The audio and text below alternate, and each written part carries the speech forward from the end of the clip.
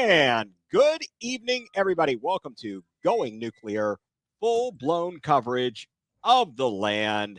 We are a part of the Fanatical Elves Network, a subsidiary of the Fans First Sports Network. I am Ethan Greenberg, and alongside of me is my co-host, Mike Rasinski. Mike, hello. How are you doing this evening, sir?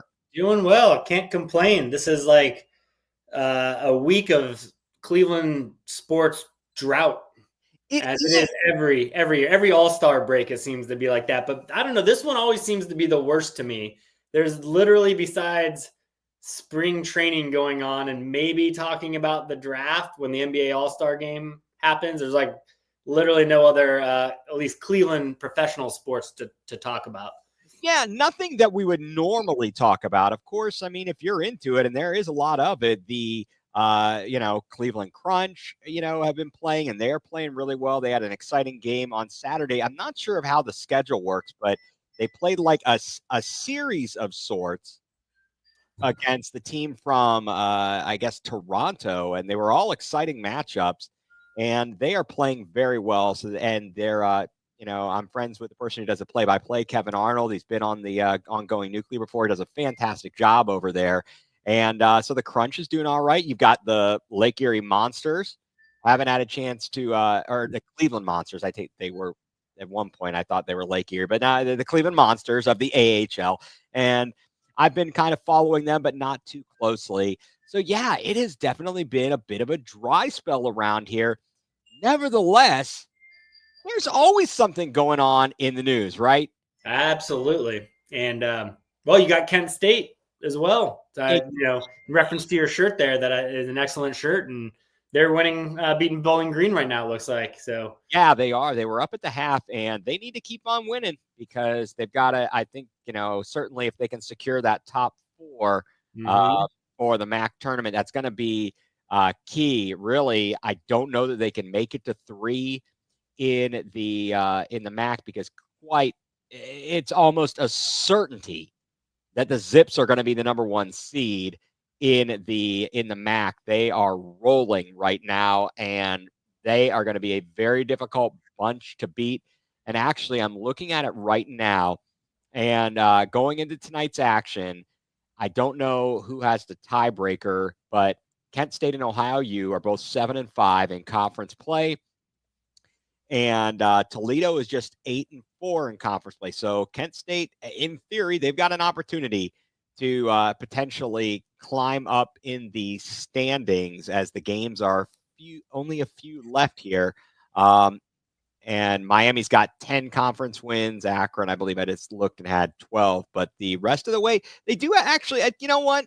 I was wrong. I didn't realize they've got 5 conference games left after tonight. Miami at home or on the road, which is going to be on CBS Sports Network. That'll be next one on Friday night. That's going to be very difficult. As we know, going on to what is the Malay Hall? It wasn't Millette. It was Malay Hall. That crazy, just crazy down there. And that's just a tough place to play. Yeah, I remember watching Wally World play down there in our time when I was covering the team. That was fantastic. The best part was getting to watch them defeat Wally World in Toledo at the convention center. Why did they play at the convention center? The best thing they ever did was move that to Cleveland and have a real pro atmosphere for the MAC tournament. Exactly. And kind of funny that we talk now about moving to Cleveland and the arena, because did you see the news today? I did see that. We are no longer going to be playing at the Romo Fijo, the Rocket Mortgage Fieldhouse. Now it's Rocket Arena. I like that even better. That's a win. Yeah, I think it is. I mean, I always, it's always going to be the gun to us, or the cube. But going to change it over to Rocket Arena. Okay, but yeah, so Kent State's got Miami, then they're home to Toledo, at Akron on the 28th. That's going to be troublesome. That's on ESPN2, and I'm a little concerned about that. At Western Michigan, and then close it out with a home game against Eastern Michigan. Never easy to go up to Kalamazoo. Here's what I like about this setup we have right now. So obviously Akron broke our hearts last year in the final. You know what? Akron's rolling. Like you said, they're 12-0 in the conference right now. I would love nothing more than for us to break Akron's heart in the tournament at some point, because it could happen. We've seen strangers. We've seen the underdogs in the MAC tournament, Well, right. I mean, we've seen it happen. We saw it ourselves for our eyes. I mean, when Kent State beat Wally Zerbiak to win the MAC title, Kent State was the underdog. Yep. And so, yeah, anything can happen come conference tournament time. But for right now, they've got to handle business. It looks like they are, through one half, they are doing so at Bowling Green, and, one game at a time, one game at a time. So, yeah, the news there in Cleveland, actually, while the Cavs and the NBA's at the All-Star break, and we're going to get to that here in a moment, the news broke that apparently, and now I don't think anything official, but it looks like the WNBA is going to be returning to Cleveland, with Dan Gilbert being the owner. And that's great. That is really fantastic that Cleveland looks like it's going to have an opportunity to have another WNBA franchise. They were the Cleveland Rockers from 1997 through 2003. And their best record was in 2002, 22-10. And their best finish, from what I could tell, they lost in the conference finals in 2000. I'm excited about that. And it's really great the way the women's game is going. Yeah, absolutely. I was a little surprised when I saw that news too, seeing the other cities that were up to get an expansion team. Like it looks like Cleveland beat out Austin, Charlotte, Denver, Detroit, Houston, who's another WNBA former city, Kansas City, Nashville, Philadelphia, which is a huge city, Milwaukee, St. Louis, and Miami, which also hosted a WNBA team at some point too. So it's really a testament, I think, to what Dan Gilbert has done to really make it a world-class facility. What I heard is the Cavs are getting their new practice facility down by the river, which is supposed to be number one, state of the art. And then the Rockers would move into the Cavs' old facility, which is supposedly also still state of the art. And then they'd obviously be playing at Rocket Arena, which is a just renovated arena as well. Exactly. Oh, Factor Sadness, you are chiming in more L's in Cleveland. Well, in theory, it could be. You know what? You know what the L is for? Ladies. Ladies in Cleveland. Yeah. There you go. That's what it would be. No, I am definitely pumped about that. And it's really, again, as you said, a testament, to what Dan Gilbert's doing and the Cavs organization.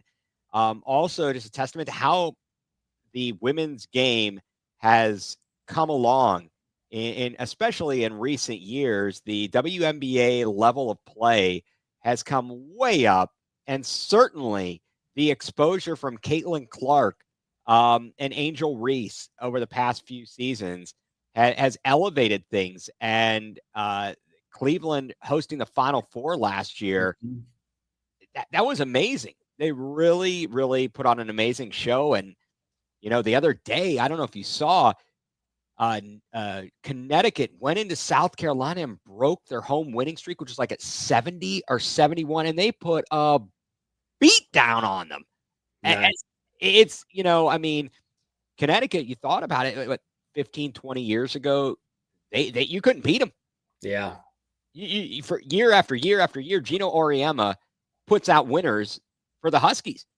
And so now other teams, the past couple of years, South Carolina has been crazy good. LSU, had a heck of a run and a national championship. And Iowa fell short a couple times. But just the women's game of basketball has certainly gotten a lot more recognition and a better following. And, I know that some people, maybe it's not their cup of tea, but calling women's basketball, even at, college Division III level, you can see that there are players with a lot of skills. And in fact, I think the fact that the women's game doesn't rely on dunking and so on and so forth, it requires a little bit higher level of skill sometimes, or more fundamentals even. And believe me, they do more than fundamentals. Mm-hmm. So, yeah, I mean, and you know what? Totally agree with everything you just said. But bring up another point too, is that, you know, when we had Tim Alcorn on a few weeks ago, he said he was like the only person he knew that went from broadcasting high school games straight to the NBA. So could you be the next person that goes from broadcasting D3 games straight to the WNBA? Well, you know, that's my goal. That is my goal right there. I will also be the janitor if that's what it takes. That I will do whatever it takes. I'm thinking of starting a online campaign, or you know, I don't know. I got to come up with a hashtag. Maybe I need to wear some shirts, get everybody wear, you know, and we really need to get some energy behind it, because I would love nothing more than to transfer the skills and the enjoyment I have for broadcasting and doing women's basketball. And you know, it's not a second class, you know, sport. It's, you know, it's top of the notch. These players are amazing, and they deserve just as, you know, they deserve just as good a coverage as anything else. And Agreed. I would love nothing more than to support Cleveland, you know, where my heart is, and be the voice of the Rockers. Nothing could be greater in my mind than to have a chance to do that. And if, like I said, if that meant me cleaning out the toilets, you know, I might have to do that too. Whatever it takes, quite frankly. Yeah, So, well, maybe we'll have to designate a section in the show to Rockers basketball or WNBA basketball. I think we should. Absolutely. Going forward. Yeah. Definitely. Now, Angel Reese builds houses too with bricks. Well, you know, brick houses are very strong.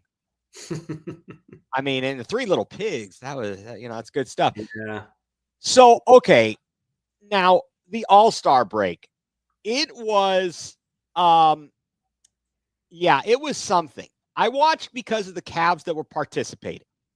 I didn't watch on Friday night, maybe for a few minutes of the G League, the Rising Stars, because they played a mini tournament, and to see who was going to advance on to Sunday night. I watched a little bit of it, but definitely Saturday night, I was curious to watch the skills challenge with Mobley and Donovan Mitchell.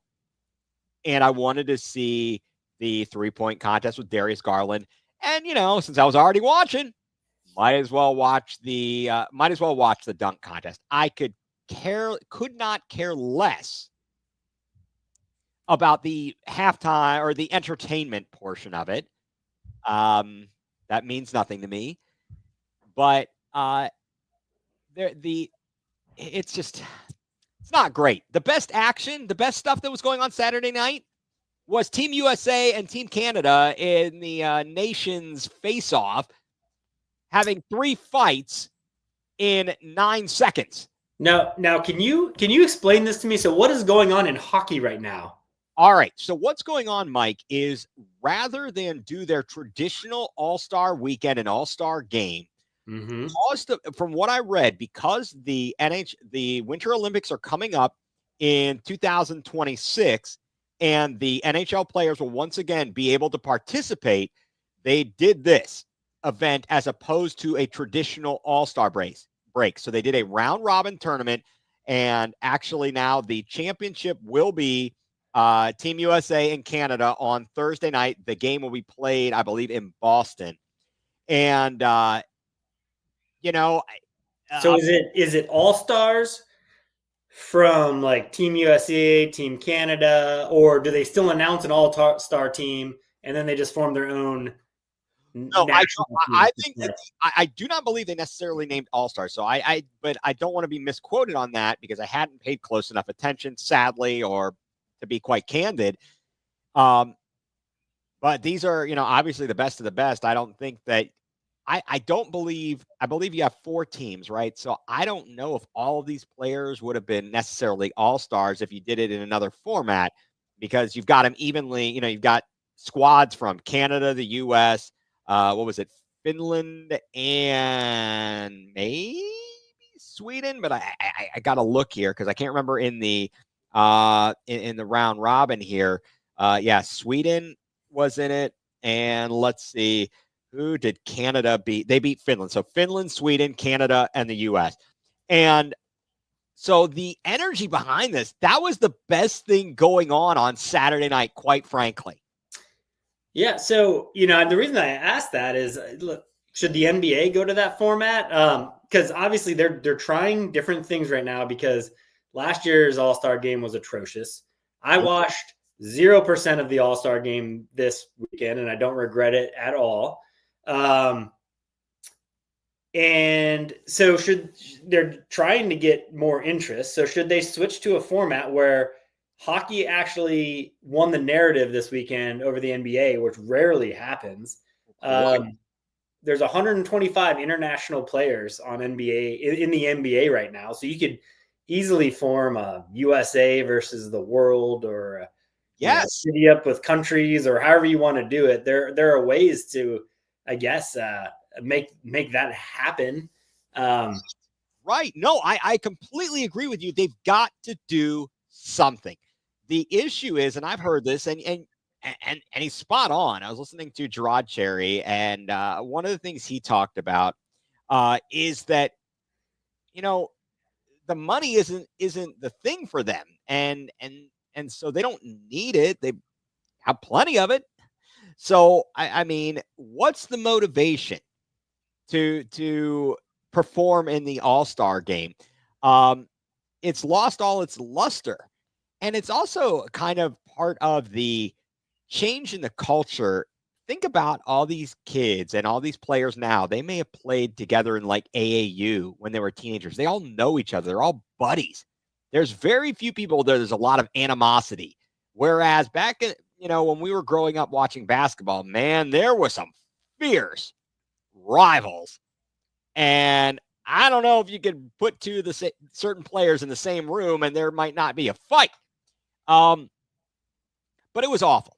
It was they had to try something, because clearly the guy's not trying hard led to this, because they're scoring 200 points in a freaking game and nobody's playing any defense, and it means absolutely nothing. Nobody acts like they actually want to be there and actually care.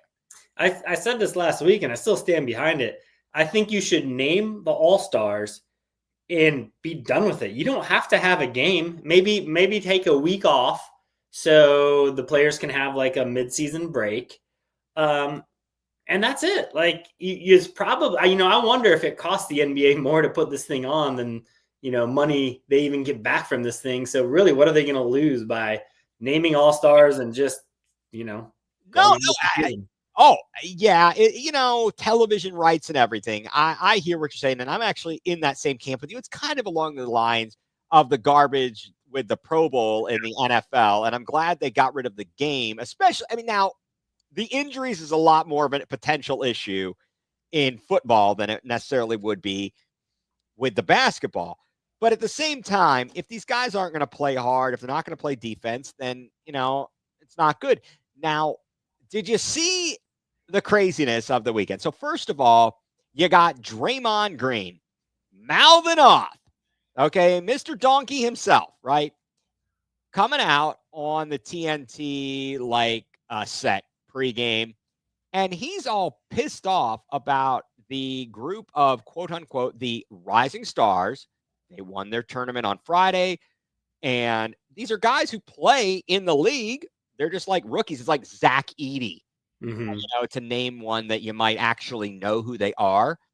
And they're playing in this 14 tournament. Well, they got their butts kicked. Great. Okay, as they should. What was his quotes? I had to work so hard. To play on Sunday night of All-Star Weekend. And because ratings are down, because the game's bad, we're bringing in rising stars. That's not a fix. You work all year to be an all-star, and you get to play up to 40, and then you're done? This is so unfair to Victor Wembanyama, who just took this game really seriously. Shai Gilgeous-Alexander, who just took this game really seriously. When you talk about chasing after the points record, Melo, Kobe, and all these guys that had great scoring nights, they don't get the opportunity to do that with this game. Well, first of all, you jackalope. Maybe if you and your compadres had tried a little harder, the NBA wouldn't have had to fix it, because no one wants to watch no defensive guys running up and down the court and doing nothing. That's a glorified practice. Give me a break. It's not even a practice. I've seen guys play harder at practice. Screw you, Draymond. You don't like it. Maybe talk to your fellow players and do something about it, okay? Nobody cares about your stupid scoring points record in the stupid All-Star game. Shove it. Shove it. Nobody cares. Did we go going nuclear early today? We might have. I love it. Draymond's just trying to stay relevant. Nobody cares about him. He's trying to mouth off and get media attention because he's a B player now. B minus player. And speaking of a B minus player, Draymond is a moron. Well, first of all, Heather, thank you for tuning in. Everybody, thank you for tuning in. The score, they had to stop the scoring me 277 to 259. Exactly. No, you're point on. Your point on, Heather. Exactly. So Draymond, though, did give us the highlight of the weekend. He gave us the highlight of the weekend. Oh, fact, they're all B players. Yeah, pretty much. Yeah. Kind of, sort of now. I don't know about that. So did you catch the highlights? No, I read about it, but that's it. I didn't. Okay. I was disinterested. I didn't even watch the highlights. Wow, that's not even of the skills challenge or the dunks. No. Nope. All right. So first of all, this was what was going crazy on on Saturday. First, you have the skills challenge, and so it's Team Spurs, the Cavs, like the rookies, which was the two Frenchies. It was Risache and Sar from the Wizards, and then the Cavs, right? Well, the Spurs go first. Oh, wily veteran Chris Paul and Wembanyama go out there. So you have to do the thing with the bounce pass. You got to hit 3 bounce passes. Then you run up, and then you got to do a chest pass. And then you got to run up, and you have to shoot 3. You have 3 shots at the basket from a 3-pointer. If you make it, you move on, or when you make it. But if nothing else, you shoot all 3 shots. So these clowns come up with a strategy and a loophole. They just literally start picking up the balls and chucking them aside, and then they go to the free throw line and do the same. And then there's a shot from the corner, and they do the same. And then they run back to the pass, whatever. Then they come down, and I think they did shoot the layup. I don't know, whatever they did. Well, they thought there was some kind of a loophole that they could use to actually not try and shoot the ball, but literally just to chuck the ball. They got disqualified. I love it. Yes, I do too. I do too. And then, the Cavs, they didn't have a great first round. It was a little bit off. Mobley was a little bit shaky, but they got in there. They get to the finals against the Warriors, and they had a much better second round, set the pace, and then the Warriors come out. It's Draymond and Moody. Okay. And Moody does pretty well. Draymond goes out there, and he gets to the bounce passes. He gets to the chest pass, and he starts bricking the chest pass. He could not get it through. And he choked. It was beautiful. It was glorious. No wonder he was so pissed then. He embarrassed himself in front of his home fans. Exactly. He's a big donkey. He really is. So I was not too upset that Draymond pooped the bed and then So you're telling me the Cavs went into San Francisco and beat the Warriors yet again to win a trophy? Yes, they did. Yes, they did. Awesome. I'm going to have to go watch these highlights now. Yeah. Now I want to watch them. Yeah, exactly. No, it was beautiful. It was beautiful. So you get a winner there between Mobley and Donovan Mitchell. Then in the 3-point contest, Garland looked good in the first round. So there's 8 shooters. Garland goes for 24 in the first round, and he looked good. He really did. And he qualifies. The top 3 qualify. So he makes it through to the finals between the 3 players. Hero, Buddy Hield, and he's the hometown favorite there. And then Garland in that second, in the finals, Garland just didn't have as good a round, only scored 19, and Hero, he was nailing them. He hit his shots and he won it, beat Buddy Hield. So I'm kind of glad that Tyler Hero won, even though I don't like him, but rather than Buddy Hield, because it would have been a hometown win. And so I'm just spiteful. There's nothing wrong with it. I mean, that's part of being a Cleveland fan is being spiteful. So yes, nothing wrong with that. Exactly. And the dunk contest now. So they only had 4 participants. Okay. Mac McClung, who's not even on an NBA roster. He's in the G League, going for a three-peat. Okay. You got Castle, Stefan Castle from San Antonio, a dude from Milwaukee who I've never heard of, and a dude from the Bulls who I've never heard of. In fact, I've barely heard of the guy from San Antonio. Really, the best person I know, or the only person I really knew, was Mac McClung. And, Mac McClung, he tries. That's the key. He tries. I think what they do is, some of these guys do is rather impressive. It's not easy by any means, but that guy, I think I saw a post that said he's made more in earnings from the dunk contest than he has in his actual basketball career. So that's a guy where this money actually means something, as opposed to whoever wins the tournament. Exactly. So this guy busts his butt. But what's crazy is this. Can you believe that they have dunking coaches? So Max McClung has a dunk coach? Mac McClung has a dunk coach. 3 of them, at least they all do, I think, that help them figure out and choreograph these things. How do you become a dunk coach? I have no idea. Dunk coach, was it like who is qualified to be his dunk coach? Is that what's kind of funny? He's some middle-aged white guy. Okay. Can we figure out how to have him on the show? I have so many questions that I want to ask him. I'm going to look it up. I think this is something I want to look at. Was LeBron in the dunk? No, he never got in the dunk contest. And Factory Sadness, if you listen to my other podcast, the best doggone podcast in the land, we talked about, Heather and I talked about the fact that LeBron had said at some point he did not want to participate because he does more in-game dunking and it's more spur of the moment as opposed to planned out. I think that's a bit of a cop-out, but it is what it is. Certainly, there were a ton of nobody else is in this dunk contest who's even in their prime. So when did that change? When did we go from the NBA All-Stars, wanting to show off to now we have G Leaguers in the dunk contest? Like, when did that change and why?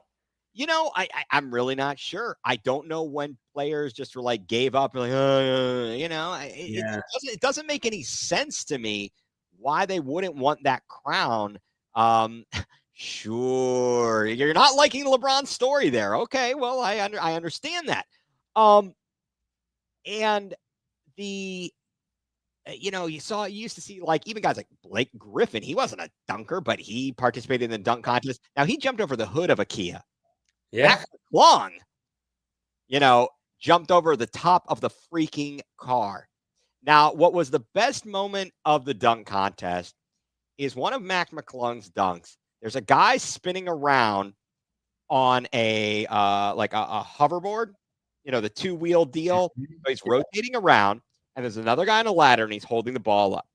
So Mac McClung goes, he jumps up, grabs the ball from the guy on the hoverboard, dunks it, takes with his right hand, takes his left hand and dunks the ball that's on the guy's holding from the top of the ladder. So I said, I tell Emily, I tell my wife, I say, oh, you got to look at this, check this out. And she's like, what did he do? It's like his other hand is out there. It's not going to do anything. She's like, he just went boop. And she made fun of the guy's dunk. And I'm dying laughing because this is the funniest take I've heard. I'm just like, I thought it was pretty creative and kind of an amazing feat, and she's making fun of it.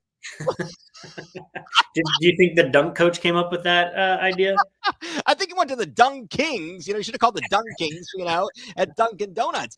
And yeah, and there it is, Heather. It matters more to the G League guys. It's like college.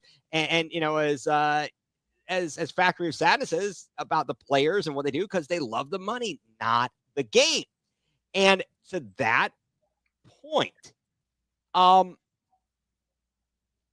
if they don't, are we over the dunk contest? Let me just ask this, your opinion. And obviously you are, because you didn't even watch. Well, I think the players are too. If they're not going to participate, if the big name guys aren't going to participate, it shows to me that they don't care about it. They don't care about the prestige. It used to be prestigious, must see TV. It was. It used not to be anymore. On a Saturday after. Do you remember? It used to be on like a Saturday afternoon. Even I think those ones that Jordan was winning back in the day were on Saturday afternoon. So why do you have bigger name players doing the 3-point contest but not the dunk contest? Is it easy because it's easier?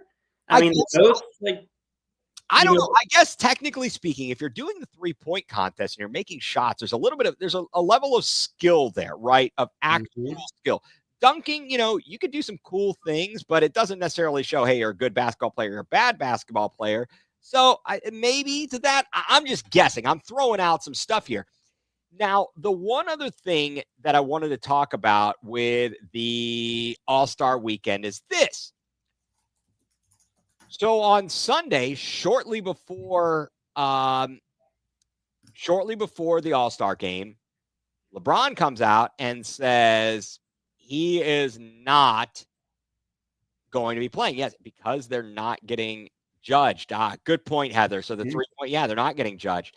And as she said, their widow feelings would get hurt if they didn't win. That's probably right. Whoa, pulling no punches here. Pulling no punches, Heather. I love it. And so then because it's not bad, it's throw up the ball from half court ball. Well, you're not wrong, Factory of Sadness, to an extent. I think in games look, hitting a shot from as far away as they can shoot, that they do it at a pretty darn high percentage, to be quite frank. So it's not like they're doing something that's just a trick shot. But the thing that was the big news was Sunday evening, LeBron comes out and says, I'm not playing because of his ankle, lingering issues with his ankle and foot. And so there's a couple of questions. One is for you, Mike, was it foul for him to not bow out sooner, such that possibly they could have had a replacement?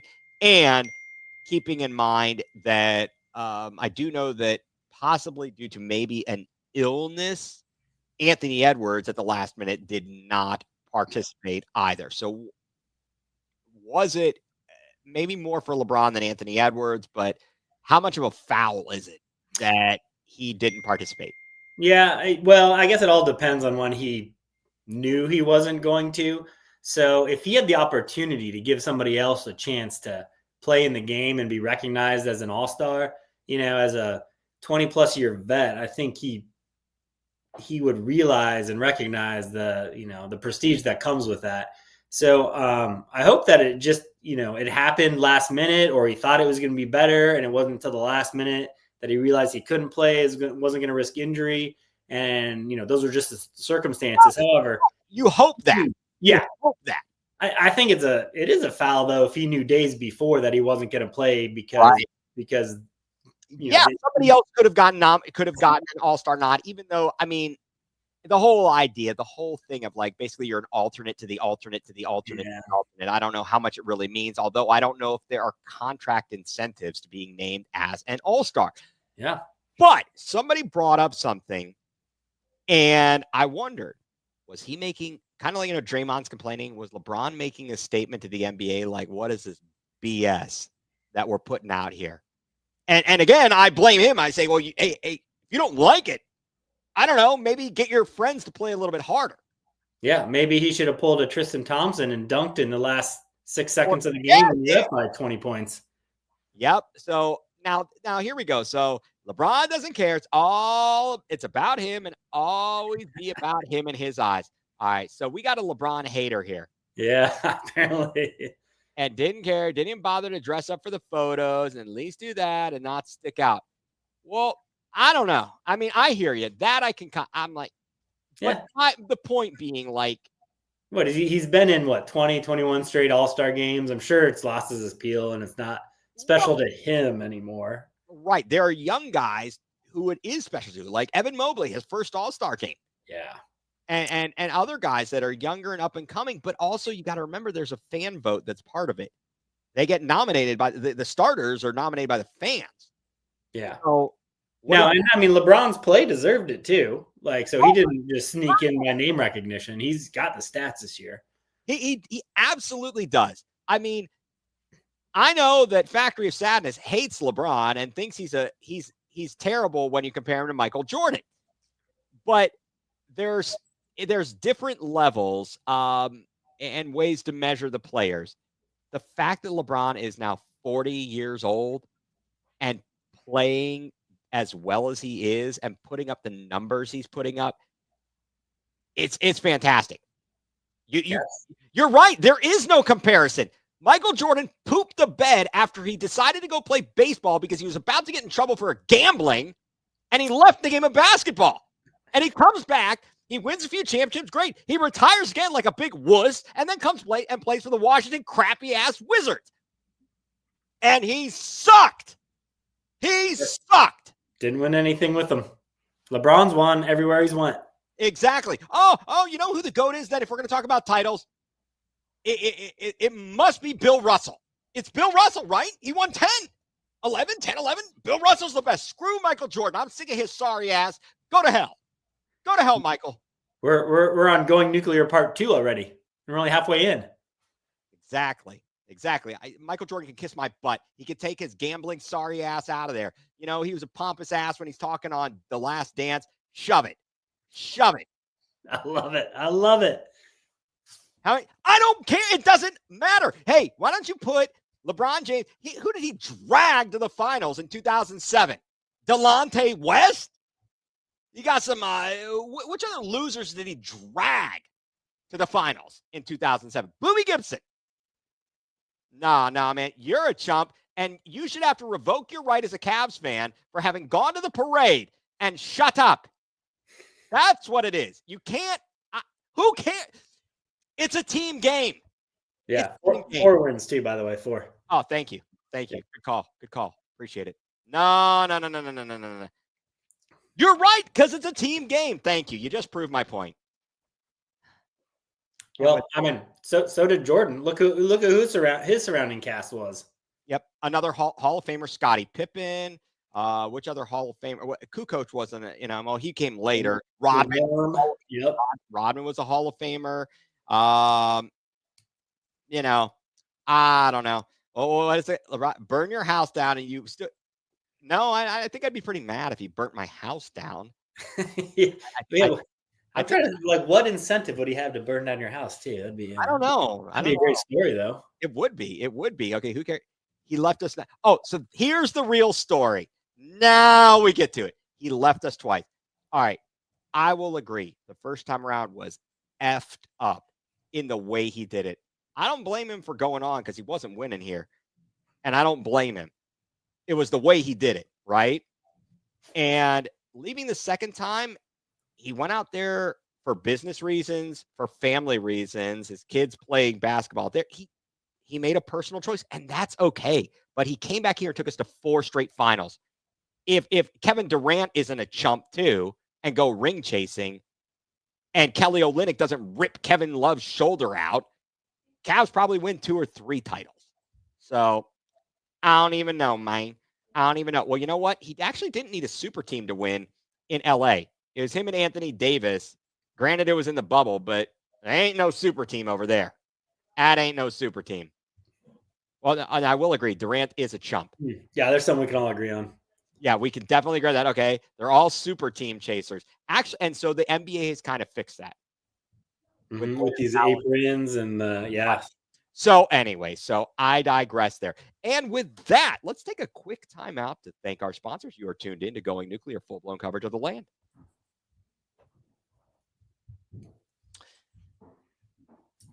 And welcome back, everybody. Going nuCLEar, full-blown coverage of the land. Ethan Greenberg here. Alongside of me is Mike Rasinski. We are resuming. I have just had a meltdown over LeBron James and Michael Jordan. Your second meltdown of the day. Now, oh, wait a second. Here we go. Here it is. It's all rigged. Sports are rigged. Mike, well, I'm losing it. You don't have to pop up all of those comments. Well, it's good for commentary. Yeah.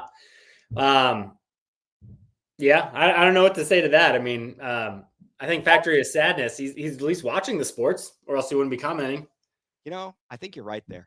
I think you're right. Now, I'm going to have to disagree. I know that some people like to cry and say things are rigged and there's money. Prove it. Actually give me a document that shows the connection where someone said, I am going to cheat. Chicago Black Sox. Show me something other than your allegations and hypotheses. So until you actually show me the documents, don't lie and say, follow the money. No, it's not follow the money. Actually show me where someone made an agreement. I am going to shave points. I am going to miss this shot. I mean, when they do that, then I'll follow the money. Vegas never lies. Well, Vegas wasn't always,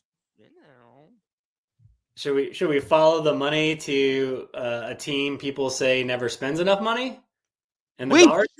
I think that's a great segue there, Mike. Thank you for saving me my own stupidity. All right, that's it. We're going to go for the land. We've let them know. I let everybody know what I thought. Now we are going to say this one is for the land.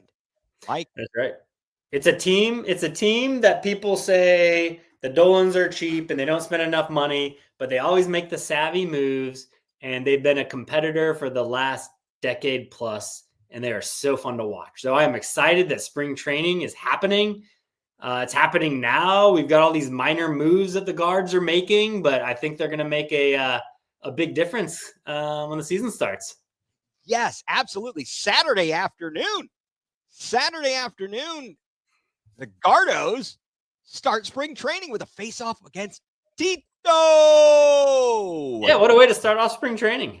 I know. That is a heck of a way to start off spring training. So let me ask you this, Mike, because I am, I used to always listen to the radio and hear in the Cactus League, hear the things about spring training. Always a L for the land. Yeah. No. What can you really take away from spring training? I don't think you can take away much at all, to tell you the truth, about how you think the season's going to go. It is more just a tune-up. It is a way that some of the younger guys can prove themselves and can, even if they don't make the team out of spring training, I think the coaches, they get a look at them, and these are the guys that will be called up first if there ever is a need. Trying to think of the young guys last year. I think Christmas was, yes, Smith, they all impressed. They weren't guaranteed roster spots, but because of their spring training, they made it. So it's fun to just take a look at the young guys and see how they do. The veterans, it's just a tune-up for them. Right. So we really need to avoid them getting injured. So basically it's get your work in, but stop getting injured. I have got to find out and see if we can figure out the correlation between the rash of injuries and types of injuries that players are suffering now that maybe they once didn't, suffer back in the day. I mean, what is the deal with in all sports with soft tissue injuries? What is is the whole thing with everybody needing Tommy John surgery because they're throwing too hard at too young of an age? Are they, is it that they're trying to put too much torque and spin? What are they doing? I mean, somehow we have all this sports science and nobody can manage to figure out how to keep these guys healthy. Yeah. I wonder too, if it's just, back in the day, even before our time, professional sports were still just seasonal sports where your body would get a rest when it wasn't in season to play. Players would have second jobs just to, make it through. And now it's an all year round type of thing. And maybe it's just too much stress on the body with like the high level of activity that they're actually doing. Yeah, and you think, and I know that they talk about this with various athletes and stuff, that they've got people that are tracking them to know, like, okay, what's their recovery rate? What's this? What's this? And they've got, is amazing the science that they've got going on, but I cannot believe with all of that science that these guys are still suffering these types of injuries. Like, don't you need to, do you need to stretch more? I mean, what's the deal? I mean, look at Babe Ruth. That guy was like not exactly a specimen. Oh yeah, yeah. I mean, I think pitching though is a different. That's just an unnatural motion for your arm. That wasn't designed to do that repetitively, and at that velocity and at that twisting motion too, with all the spin on the balls. Now we're batting. I don't know. I guess don't just hurt your oblique muscle and you'll be fine. Right. He was a batter too.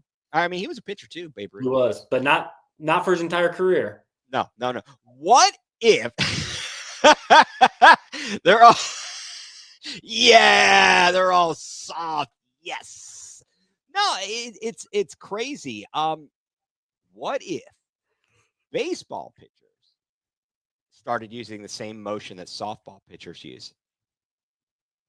Can you throw a baseball that hard? Like a softball, they get it up there in the 90s too. Yeah. Can a baseball also be thrown that hard underhand? I don't know. I don't know. That's a good question. I'm real curious. So if we know any softball experts out there or baseball experts that could, speak on this, I would love to know, is that something that's even possible? Are there any rules against it? It's like the ephus pitch, but backwards, I guess. Yes. I love the ephus. The ephus. Maybe get a Texas League single, a little. Yeah. It'd be like shooting free throws underhand, because statistically that is the most accurate way to shoot a free throw, but nobody will do it because you look dumb. And I think people would think they look dumb throwing a baseball underhand. Hey man, if it kept your career going, I'd do it. Yeah. I mean, shoot. I mean, those girls and the softball. I mean, I'm watching college softball, the way they can pitch and pitch and pitch and pitch. It's a lot. It's impressive. My other question, I don't know this, is the mound for softball the same distance as for baseball? I think it's closer. I think it's a smaller diamond. I do believe it is. It's closer to smaller diamond. So I understand. So there's, in theory, though, I'd be curious. Mm-hmm. I really would. It's kind of like in golf. Can you Happy Gilmore it? Yeah. Can you Happy Gilmore it? Speaking of Happy Gilmore, as you were not watching the All-Star game this weekend on Sunday night, it was a second-class citizen for me. I had it on my iPhone on my lap, because I was watching the Saturday Night Live 50th anniversary. Did you catch any of that? No, I did not catch that either. Mike, what were you doing? Probably sleeping, to tell you the truth. Probably sleeping. Well, that might have been a good idea, but yeah, sleep. What's that? That's for people. Tomorrow eats problem. That's for people who are soft. There you go. No, but I wonder what the ratings are going to be for the All-Star game. It was just bad timing. It's a bad product, and then you put it up against an event like the Saturday Night Live 50th anniversary thing, which was actually pretty good. Stars. Maybe I'll watch those highlights before I watch the NBA All-Star highlights. I think you should. I did see a stat that said, now we're back on it, of the 2.5-hour broadcast, only 30 minutes of basketball was actually played. Oh, and that was another major problem. They kept having all these stupid commercials, and I forget who was yelling about Kevin Hart. I think it was Emmett Golden on ESPN Cleveland was like, man, Kevin Hart, he was ripping him. He was like, he said like one funny line, and he was going off. It was great. I did read, didn't they have some tribute to like the TNT cast, Chuck and but they're not going anywhere. They're still broadcasting. So they're going to be like not on. I guess they're not going to be on TNT because, as you know, the rights got sold. It's a whole thing. Yeah, but they're still going to broadcast for like ESPN or whoever bought them, right? Like, so who cares? Yeah, I look. It's a terrible product. It was a terrible product, and they should be ashamed. We are all dumber for having watched it. Well, at least I am. You aren't because you did not watch it, but I am dumber for having watched that. So what do you think about the free agent signings? You talked about the minor moves for the Guardians in recent weeks. What do you think about those moves, Oh, Jake? I love them. So, like, I think you wrote these down. Like, we have Jacob Junis, the pitcher, who actually has some great stats. You did the research on this, but last year, 4-0, 2.69 ERA. Can be a starter or a reliever. It looks like the Guards are going to use him in the relief role. We just signed lefty John Means from Baltimore, who's actually coming off a surgery, so we won't have him till the middle of the season. But what a low risk move that is. Exactly. If he can even come out and do anything, it's a middle of the season, middle toward the stretch run.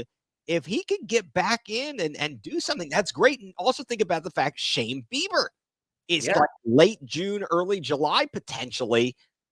How much of a boost that could be. And quite frankly, the Guardians are not getting much love. No, I've seen another, was the ESPN that predicted them to finish 4th in the AL Central, not just 3rd. Like, I can't believe it, to tell you the truth. I mean, these other teams didn't get this much better, and I don't think we got that much worse, even though, we lost the second baseman and first baseman. They have a plan. It's not like they just dumped them. There's a plan to replace them. Well, we really didn't lose much. The guys we lost in pitching came in at the end of the year. They weren't long-term solutions, right? Cobb, Boyd, whatever. Okay, no big deal. And they won before we had them too. Right, exactly. And Naylor, okay, I'm not so concerned about that. I think with more at-bats between Santana and Manzardo, we'll be all right there. Yeah, we lose a little bit defensively at second base, but I think it's really going to be okay. Because he wasn't doing much offensively anyways last year. No, he had dropped off a cliff. So he could potentially, we could actually have a better offensive season from second base this year.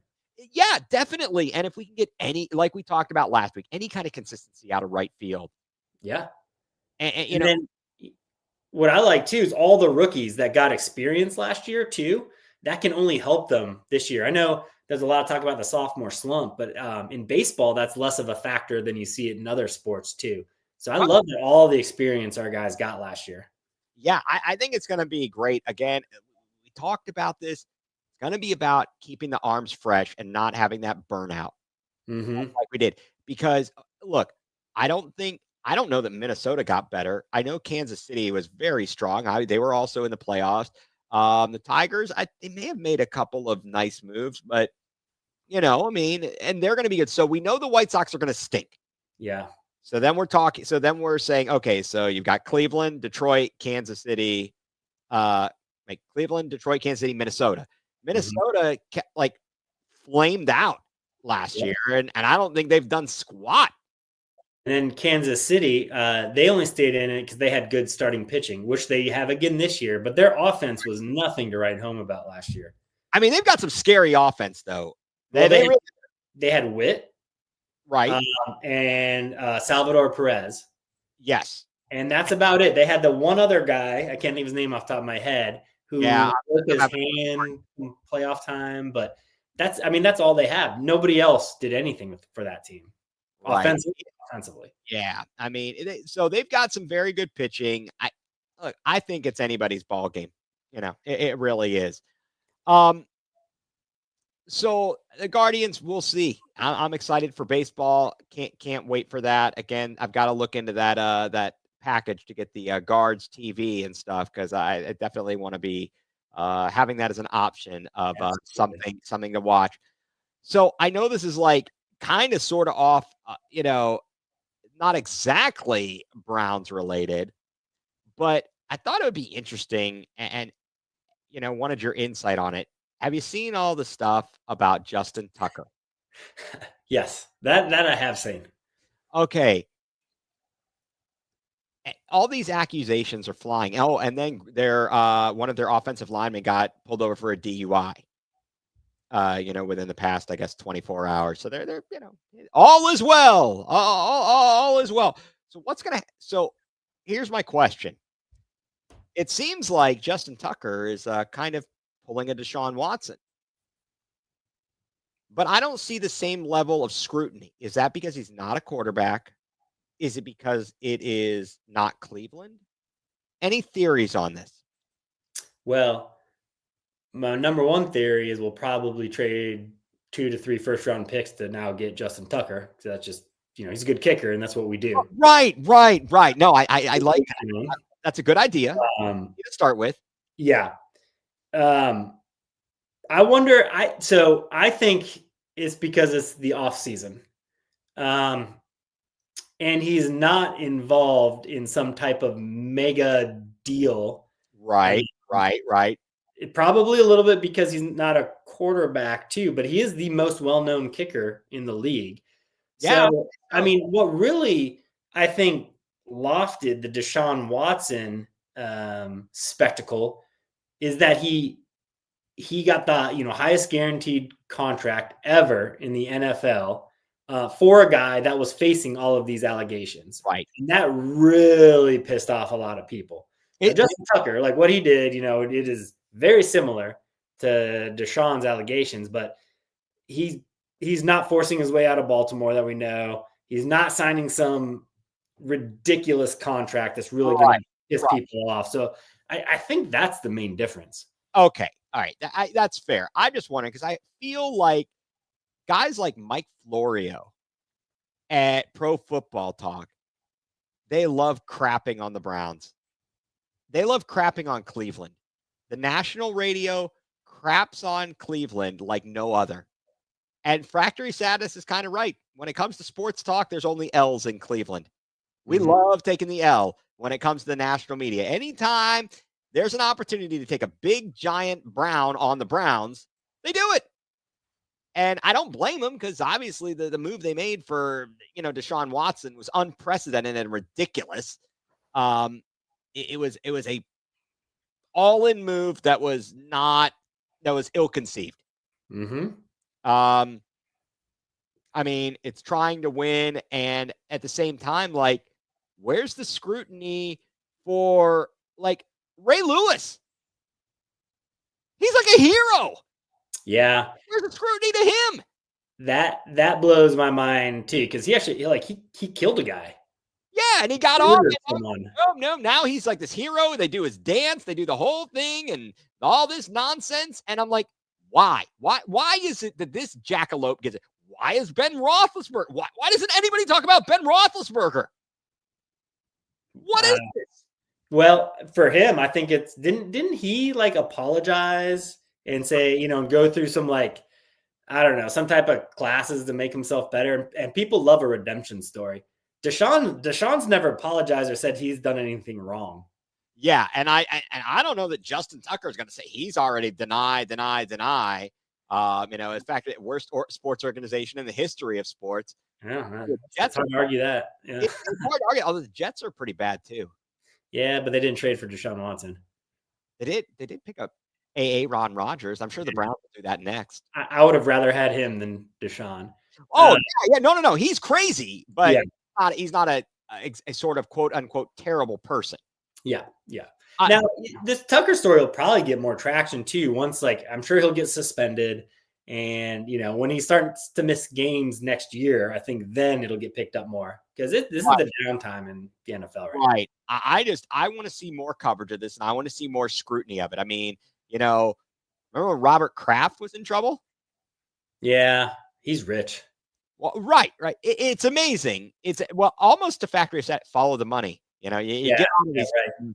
No, and I mean, to the extent, I don't know if what Justin Tucker did rose to there's no pending criminal charges or grand juries. It's just disgusting. It's gross. Same thing as Watson, although because the criminal charges, they didn't find enough evidence for those. But bottom line, he's a scum. He's a scumbag. Right. And Justin Tucker is a scumbag. If this is what you're doing, then I guess you need to face an 11-game suspension. And you need to have people booing all your fans who support you, and you need to have the national media come down on you every single day, every single week. I want to hear it. I want to hear this guy get crucified the way, and the organization, if they don't kick him to the curb. Do you think they will? Do you think they will kick him to the curb? I think so. He's a kicker. He's dispensable, and he started missing kicks last year because he wasn't getting enough massages. Yeah, it's more justifiable now what we saw him do last year. It is, because he wasn't getting the massages. His groin was no good. Well, you never know. Any one of us normal people would be in jail and lose our jobs immediately. And factor status, you are bingo. You are 100% correct. And I would love nothing more than to see the downfall of the Baltimore Ratbirds. And you know who's sad? Hey, you know what's funny? Factory of Sadness talks about LeBron and how he can't win and he sucks and he's not the greatest. You know who also sucks and can't win in the clutch? Lamar Jackson. He's too busy pooping at the stadium in halftime, missing games. I'm okay with that one. I am too. I definitely am. And Art Modell can keep his ass out of Canton. That's right. He can keep his ass out of Canton. And with that, Mike, why don't you tell everybody what has you going nuclear, since I haven't gone nuclear enough. And then we go for round 3 for you. Oh, yes, I've got more. Okay. All right. So my nuclear will probably be less nuclear than any of your 3 today. But so I was at like my kids' flag football game on Saturday, and I get there early. I set up right in like the 50-yard line, put my seat down. I'm just sitting, and there's another group of dads over here to my right, and they're just chatting, drinking coffee. I'm like, yeah, whatever, no problem. All of a sudden, they see another dad coming from my left, and they converge right in front of me, literally right in front of my seat. I'm like, okay, they're just going to say hi, and then they'll move over. No big deal. Nope, they proceed to stand in that spot for the remainder of the game, from when the game started until the game ended. Now, I obviously did not stay in that spot. I got up and moved around and stuff, and I was just observing to see if they were ever going to look around to see that they had just stood in front of somebody. Like literally the whole sidelines were free and empty. And they stood in front of me. If I would have stayed in that seat for the entire game, I'm like, where is your just sense of self? Come on, that's just rude. No, it's crazy. No, just like common sense, guys. Come on. Well, no self-awareness. You don't care about anybody else but yourself. They're so stupidly caught up in it. Yep. And what? He needs to have Taco Bell before the game. Who? I think Lamar. Back to the Lamar comment. But no, self-awareness. Like nobody cares, and they don't think, and they don't pay attention, and they're just unaware of things, and it's so rude. Mike, you should have you should have had Taco Bell before the game, and you should have had very violent gas and flatulence. Yep. Next time I'm just going to one-up them. I can take my chair and I'll just go in front of them. Yeah. Stand right there. So exactly. No, I'm all there. Now, how did the game go? It was a playoff. So both boys had playoff games. Both of them lost. Carter, our 12-year-old, lost on like the last play of the game. Oh. They get one more game. They get consolation games next week. We're excited to watch that, but not a good flag football weekend for the Rasinski household. But they had fun. Well, how did Carter? How did he take it? He was heartbroken. Yeah. So that was tough, but it's character building. It is, and I think as sports fans, we've had a lot of character building, and that's the beauty of it, and that's why when our teams actually win, we can do it in class. Yep. We can be classy about these things. So it's good for him. He'll get over it. It'll be solid. He'll get the switch, it'll be tight. That's right. It'll be excellent. Hey, come Father's Day, when we're watching the Cavs win another title, won't remember that flag football game. I'll tell you what. That's right. I'll tell you what. All right. Well, my going nuclear is something that is work related and kind of technology related. All right. So everybody's got AI and voice to text. So how often is it that maybe you decide, oh, I'm driving, let me do a voice to text to send a message to somebody. I can't call, but I just want to say whatever. And maybe it doesn't get it right. Okay. So would you say that that's par for the course, but it's no big deal because it's not life or death, right? Sure. All right. How would you like it if you called your doctor's office and you wanted to get medical records and come to find out that these buttheads are using like a transcription program to do your reports? And what is in there is nothing that actually is what the doctor said. Like basically, it'll take words that are medical terms and it'll be like other regular words. It's complete nonsense. I'm like, are you kidding me? no. So now you have no actual written record of what your doctor's appointments were actually about. Pretty much. A lot of doctors, they're using these transcriptions and they're like, there may be errors. Like at the bottom, it's like, there may be. Well, so somebody else goes to read this record and they see this. How are they going to know what actually happened? And if they need to read it in a hurry and you've done your stupid transcription all along, so there might be some chronic condition that's important. And this stupid transcription thing, they've become so stupidly cheap. They went from hiring a person who transcribes it. One of my uncles, he dated someone for a long time who did transcription of doctors, even doctors, who had bad, hard to understand accents, but they got it. The point was to get it right. The easy thing is you look at somebody just proofreads it. You look at it and go, that's not right. Let me just fix this one word that's wrong.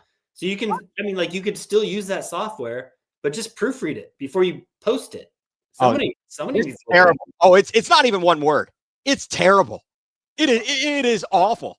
And it makes it so much harder for me when I'm trying to figure out what happened to a patient and in the course of my job where it becomes important. But I'd be even more upset if I were a patient. Oh, yeah. And knew that my medical records were this screwed up, that the doctor giving some stupid transcription. I'm like, this is crazy. And here it is. It's all about corporate greed. It sure as hell is. It sure as hell is. It's probably like, well, the insurance won't pay me for my time, so I'm going to do this instead, and it's cheaper because I'm going to get back what's mine. I'm going to get all mines. So, yeah, technology being used and in certain situations, that has me going nuclear today. So I think I've gotten my blood pressure up, Mike, a little bit tonight. Hopefully you don't have to go see a doctor about it. Right. The note will be wrong. Yeah. It will be wrong.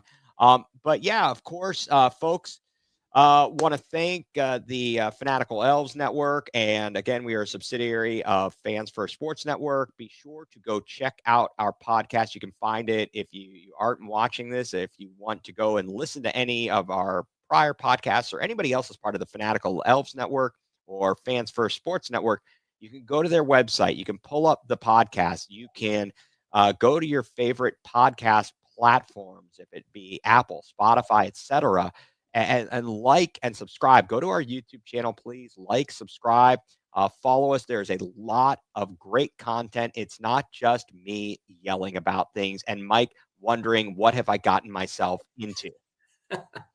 There is some actual throwing down some actual knowledge here.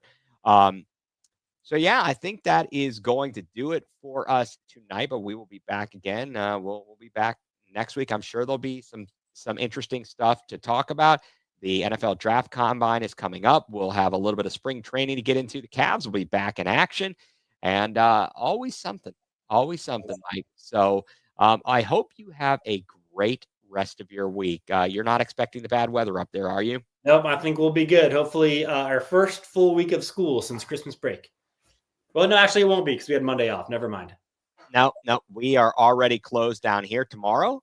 Wow. And they've already sent the email out saying basically like if we have one more snow day Well, so tomorrow is the last one where they won't have to make up time. They get if they have one more than there's 2 days that were half days that'll be turned into full days, and then if they get another one after that, which is likely, I can imagine them being out the rest of the week if we get the amount of snow they're saying, because it's going to be cold enough. It ain't melting. So that has. What's that? Good luck to you. Well, thankfully the kids, they do their own thing. I feel like they're not here at all. Yes, we will be back next week with more full-blown coverage of L's for the land. Yes, thank you, Factory of Sadness. Thank you, everybody, for tuning in and commenting. Heather, Factory of Sadness, I love it. Mike, thank you as always. And that is going to do it here tonight. You've been watching Going nuCLEar, full-blown coverage of the land.